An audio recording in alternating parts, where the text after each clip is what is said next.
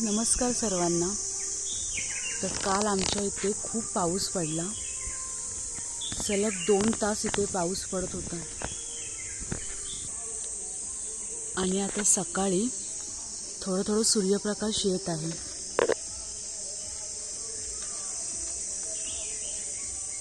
मी बागेत फिरायला आली आहे, तर मी तुम्हाला फुलं दाखवते।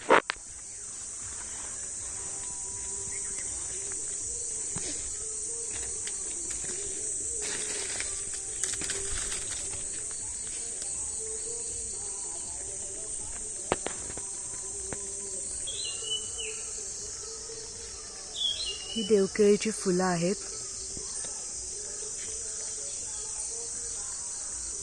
आणि हे आहे जामाचं झाड, पण पाऊस पडल्यामुळे याची फळं आता पडत आहेत।